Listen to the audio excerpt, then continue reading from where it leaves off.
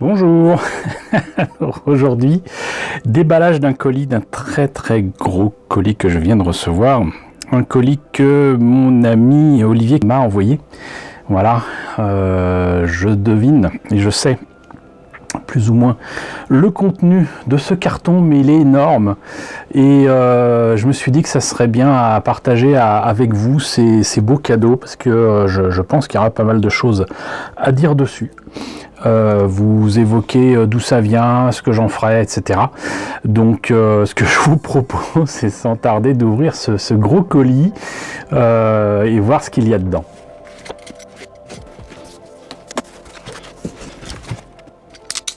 Difficile de vous montrer tout ça parce que c'est superbement emballé et en plus de ça c'est en hauteur, mais on devine qu'il y a là donc la base alpha de Cosmos 1999. On en a là ici donc des éléments de la base et donc du sol lunaire. On a ici des éléments de tuyère. Je me demande si c'est issu de fusée, je ne sais pas, je verrai. Je vois que il y a il y a là donc des tas de boîtes, dont une boîte avec, je sais qu'il y a des éléments de TIE Fighter, mais c'est bien lourd, donc je pense qu'il va y avoir pas mal de choses à découvrir là-dedans qui vont me faire très plaisir. Donc je vous le disais, la base alpha, ici une voiture Ford Shelby GTH. Je verrai si les pièces me parlent ou non. Voilà, étrange la couleur quand même. Hop. Ici, une maquette que je n'ai pas de Macross, rien ne pouvait me faire plus plaisir, du VF-31J Custom Siegfried, le modèle de Hayate, que l'on voit d'ailleurs ici dans le cockpit, et qui vient de la série Macross Delta, qui fait malheureusement partie de ces séries de Macross qu'on n'est pas près de voir en Occident. Hop. Ici, une maquette du A-Wing qu'un ami m'avait déjà envoyé, mais je sais que dedans il y a le A-Wing, mais pas les suppléments qui concernent donc les tourelles de défense de l'étoile noire. Hop, on verra ça tout à l'heure. Ça en fait des choses, hein. Ici, une boîte que je ne connaissais pas, enfin je connaissais mais je l'avais jamais vue en vrai. Nous on avait une boîte beaucoup plus complète et beaucoup plus grande, donc avec un ensemble de maquettes du retour du Jedi qui contenait le X-Wing, le TIE Interceptor, le B-Wing et le A-Wing. Là c'est la version MPC où il n'y a que 3 maquettes, mais là aussi ça a l'air d'être très lourd. Je pense qu'il y a des surprises là-dedans, ça ne m'étonnerait pas. Et enfin là tout un tas de maquettes de Yamato 2199, et c'est vrai qu'il y avait souvent des maquettes en double, en trop dans certaines éditions. Donc écoutez, je pense que j'ai fait le tour et on va avoir tout ça les uns après les autres. Alors vous présenter tout ça précisément, ça risque de prendre du temps, et puis surtout j'aimerais bien quand même rentrer dans le vif du sujet pour certaines de ces maquettes qui ont l'air plus ou moins complètes. Comme je vous l'ai dit, ça ne sera pas le cas du A-Wing, mais outre que je vous l'ai déjà présenté, les supports, c'est pas qu'ils ne présentent pas beaucoup d'intérêt, mais là j'ai pu voir que la maquette du A-Wing est dedans, donc en pièces détachées sous grappe. Donc autant vous en faire un unboxing à l'envers, hein, puisque je vous ai déjà présenté le modèle monté et peint qui m'avait été offert. Donc on va mettre celui-là de côté. La Ford Shelby GTH, pareil, autant essayer de se renseigner un petit peu. Je ferai peut-être appel à mes amis Gélios, Ratatars ou d'autres, mais il y a peut-être des choses à dire dessus, on ne sait jamais. Le VF-31J de Macross Delta, pareil, certainement des choses à dire. Les vaisseaux de Yamato, ça serait dommage de passer à côté et de survoler le sujet. Ce que je vous propose, c'est qu'on voit la base alpha, les deux boîtes de Star Wars qui ont l'air d'être pleines à craquer de pièces, et ça sera très très bien comme ça. Alors, avant tout, donc ça, pour moi, hein, très clairement, il s'agit de tuyères de fusée, peut-être de la fusée Apollo. Faudrait que ce soit donc confirmé, mais pour moi ça vient de là. De jolies pièces, hein, ma foi. Des pièces qui ont servi à faire des modèles de tournage dans de nombreux films, des kits bash donc ça m'étonne pas que Olivier en ait eu, donc merci Olivier si c'est bien ça. Ça reste à confirmer hein, évidemment, mais je pense que ça vient de là. Sinon, Alpha Moon Base, la base Alpha, si vous connaissez Cosmos 1999, je ne vous présente plus la série, mais rappel, il s'agit donc de mémoire, hein, d'une série de 1974 qui a eu 2 saisons. La première reste ma préférée, mais peut-être aussi parce que c'est celle qu'on a eue en France dans les années 70 et 80. La seconde saison n'a pas du tout ma préférence parce que déjà une partie du casting a changé, les costumes ont changé, les musiques sont plus les mêmes. Je trouvais les histoires ridicules. J'avais découvert ça sur la 5 à la deuxième moitié des années 80, mais qu'importe. Le fait est que c'est une série de science-fiction légendaire qui est à jamais associée aux frères Bogdanov, à jamais associée à Temps X, en tout cas pour moi. Et donc cette base Alpha avait été proposée déjà en maquette dans les années 70, ainsi que l'Aigle que l'on voit ici. Mais cette base alpha était incomplète. Il faut savoir qu'il manquait des rampes de lancement, on va dire. Il y avait des petites choses qui n'allaient pas avec le QG, qui était présenté d'ailleurs pas du tout à la même échelle que la base, mais qu'importe. Et visiblement donc ça avait été modifié, amélioré avec une édition récente. Je ne sais pas s'il s'agit de cette édition récente, en tout cas c'est pas celle des années 70, ça c'est sûr, parce que MTE-RTL n'avait pas cette licence là. Je pense qu'à l'époque, en tout cas aux États-Unis, c'était soit MPC, en tout cas nous c'était Airfix, à supposer qu'on n'ait jamais eu cette maquette en France. Et donc voilà ce que donne ici la base alpha avec ce qu'on voit dans la série, là, donc le QG. Le reste de la base alpha, donc voilà. Et ça donnerait ça au final. Et donc il y a des petits personnages avec, et c'est pour ça que Olivier en avait acheté plusieurs, je pense, pour faire donc des dioramas et représenter les petits personnages qui iraient dans son exposition de Cosmos 1999 qu'il a exposé lors de différents salons, mais notamment, il me semble que la première fois, c'était au premier Geekopolis à l'espace Montreuil, il y a quelques années de cela. Je pense que ça remonte au moins à 10 ans, 12 ans peut-être. J'ai des photos, je vous mettrai ça là, mais le fait est que donc il avait fait une exposition absolument extraordinaire où il y avait donc la base alpha, il y avait une rampe donc de lancement des aigles qui était motorisée, où donc l'aigle pouvait monter et descendre exactement comme dans la série. Il avait pratiquement tous les aigles qui avaient été faits pour la série, il y en a différents modèles. Il avait une collection de fous autour d'objets donc de Cosmos 99, et c'était juste extraordinaire, et donc qu'est-ce que ça donne pour la maquette? Et ben écoutez, on a là donc un gros sachet, voilà, avec, je pense, à l'intérieur donc le sol lunaire ici, voilà. Alors apparemment c'est à coller, je pense, voilà. C'est assez étrange, mais c'est comme ça.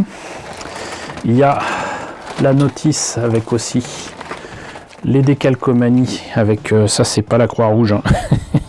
Ça c'est donc les pads de lancement. Et donc Est-ce qu'il y a une date ici, 1998? Je pense pas qu'il l'ait modifié à cette époque-là. Mais donc MTERTL. Vous voyez donc il y avait des personnages qui étaient livrés avec. Donc la fameuse base alpha, presque à l'identique de ce qu'on voyait dans la série. Il y a même le globe terrestre, le bureau de Koenig, donc les bureaux du reste de l'équipage. C'est quand même sympa, hein. C'est quand même sympa. Ça a du potentiel en tout cas qu'a su utiliser Olivier. Et donc apparemment faut couper. On relie les deux et on a une jolie base alpha.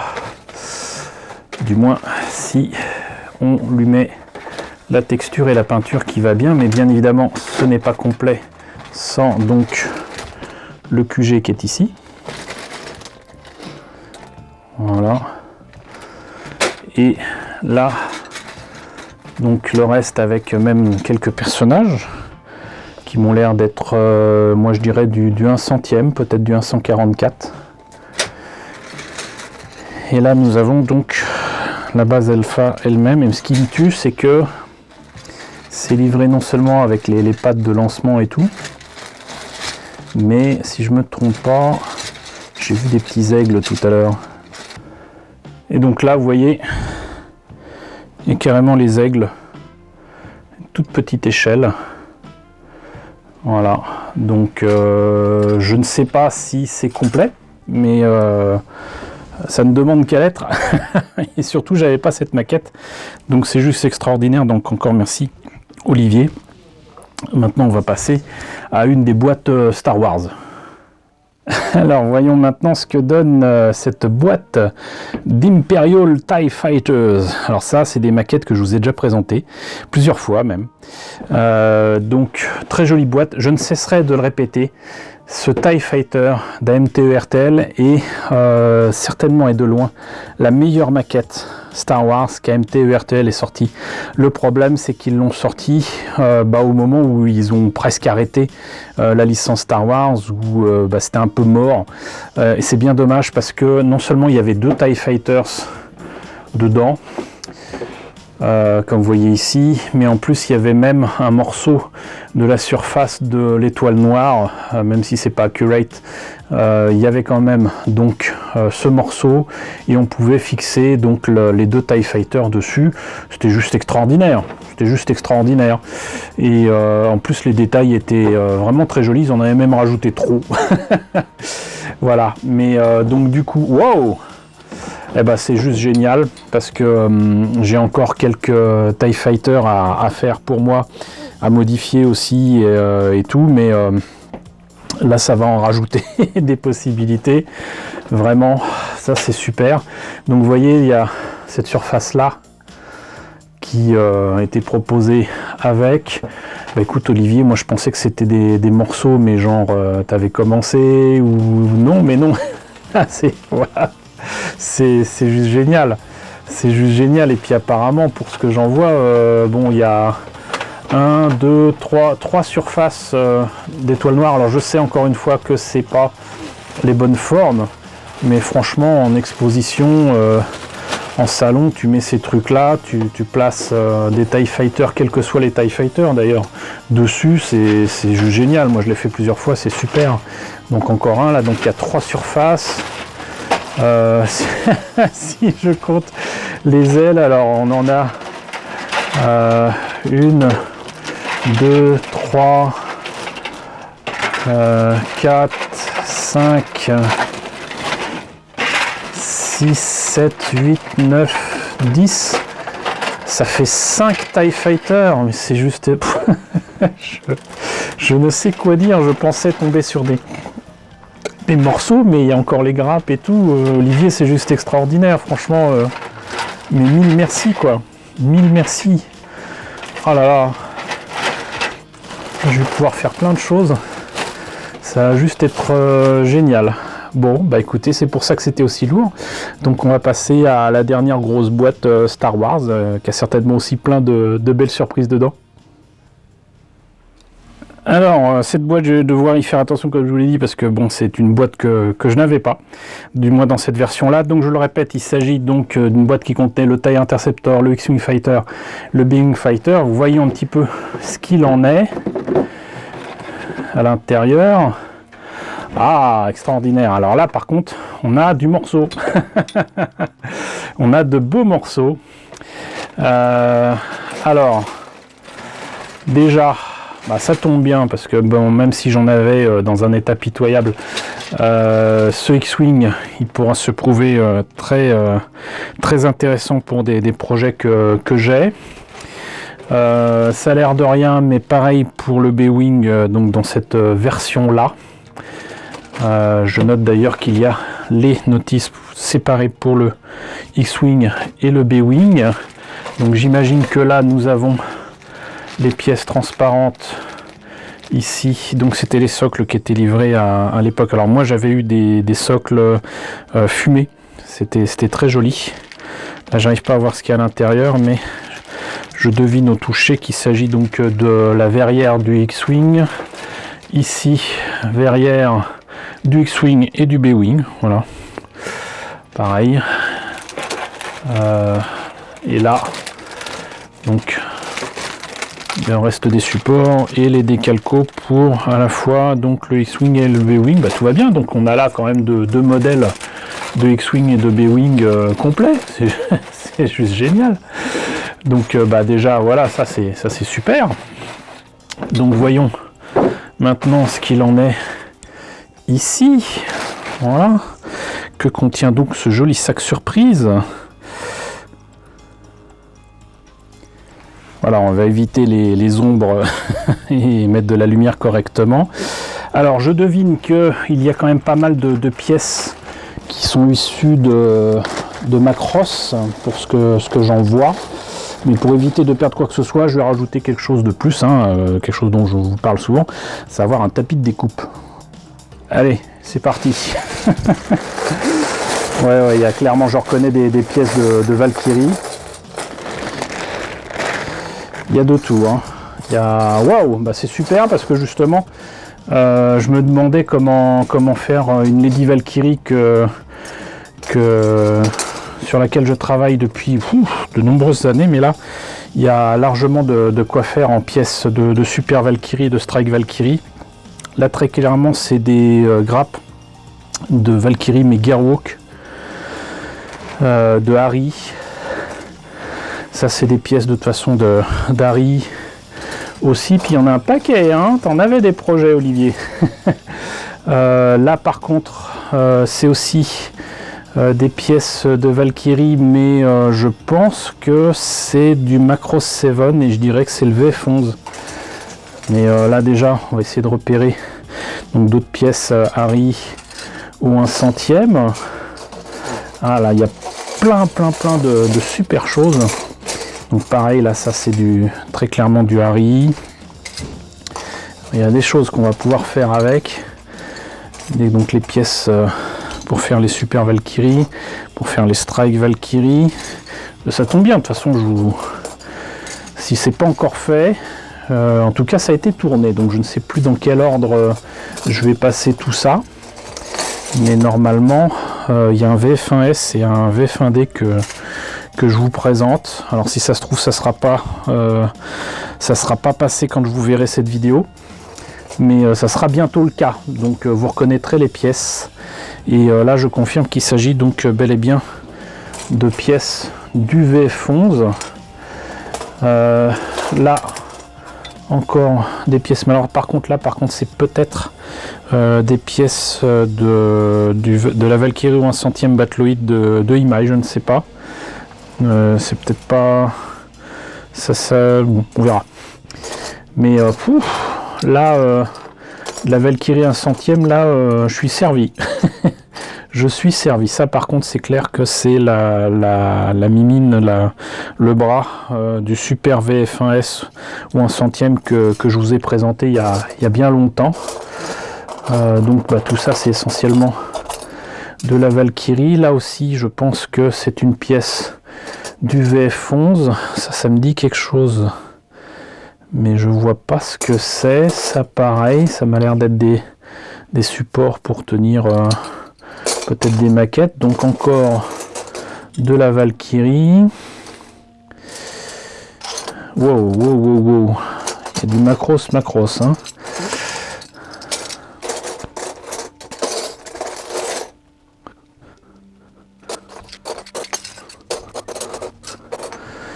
Encore une autre pièce du VF11. S'il y est presque entier, ça peut être cool. C'était des maquettes qui n'étaient pas si mal. Mais bon, ça a été fait à moitié comme trop souvent. Alors là, qu'est-ce qu'on a? Ça m'a l'air d'être, on dirait des pièces de bateau. 2 fois la même. Je ne sais pas, j'avoue. Je ne vois pas. Ça, par contre, c'était les supports pour tenir les TIE Fighter des maquettes de Fine Molds. Moi, j'ai toujours trouvé ça un peu moche. Par contre, en détaillage de hangar, ça va être super. Ça, je ne vois pas trop ce que c'est. Ça, c'est clairement des tirs laser. Moi, je dirais peut-être du tir laser de TIE Fighter de... Je pense pas que ce soit du Fine Molds, peut-être du Bandai. Olivier, tu me diras.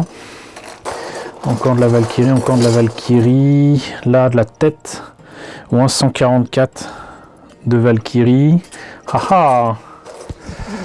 Là, donc, le cockpit du VF11. Plein de pièces, très joli. Ça franchement, ça m'interpelle, mais je vois pas du tout d'où ça sort. Je pense que c'est des supports qui se mettent sur des action base. Ça y ressemble fortement. Ça ne m'étonnerait pas que ce soit fait pour tenir des vaisseaux de Yamato. Ça pourrait être ça. Là, il y a des mains plus ou moins articulées. Là, des trucs de tank, on dirait. Ça m'a l'air d'être du Warhammer. Et ça, si je me trompe pas, c'est les tirs laser, les torpilles à photons ou quoi, qui sont balancés vers la surface de l'étoile noire par des X-Wing. Donc je pense que ça, en fait, ça c'est des éléments donc de Bandai pour les maquettes Star Wars. C'est juste extraordinaire. Franchement, ça va être super à utiliser. Et plein de petites choses. Voilà. Donc je pense qu'on a fait le tour. Mais je crois que j'ai de quoi m'amuser et très exactement ce qu'il me faut pour continuer mon projet de Lady Valkyrie. Donc ça va être génial. Ça va être vraiment super. Et une bonne partie du VF11 de Macross 7 et de Macross Plus d'ailleurs. Et voilà. Voilà. Donc du coup, si vous-même vous avez reconnu des grappes, comme la grappe de cette maquette là, dites-le moi, ça m'intéresse. Mais vous voyez que pratiquement la moitié des pièces qui sont là, très clairement, c'est du Macross. Donc là, je suis super content. Vraiment super content. Et encore merci à toi, Olivier, de m'avoir envoyé ce beau paquet. Donc je vous réserve le VF31J, la Ford Shelby, le A-Wing et les vaisseaux donc, de Yamato pour une prochaine fois. En tout cas, j'espère que l'ouverture de ce joli colis vous aura quand même un minimum intéressé, peut-être rappeler des souvenirs avec non seulement Star Wars mais surtout Cosmos 1999. En tout cas, dites-moi ce qu'il en est dans la section commentaires, si vous avez eu ces maquettes, si vous connaissez les pièces en question. Voilà, encore merci à Olivier. De votre côté, n'hésitez pas à liker, c'est très important. N'hésitez pas à partager, n'hésitez pas à vous abonner si ce n'est pas déjà le cas. Coucou aux nombreux abonnés qui nous ont rejoints ces derniers temps. On est désormais plus de 4040, c'est juste extraordinaire. Donc merci à vous tous et bienvenue ici. Coucou aux grands anciens qui me suivent depuis 5 ans. Merci à tous de votre fidélité, merci à tous de votre soutien sur Tipeee et sur Paypal. Surtout, prenez soin de vous, surtout en ce moment, il fait froid, on est confiné, il faut rester au chaud. Je vous laisse avec la liste des contributeurs de la chaîne et je vous dis donc à très bientôt, j'espère, pour la présentation d'un nouveau colis.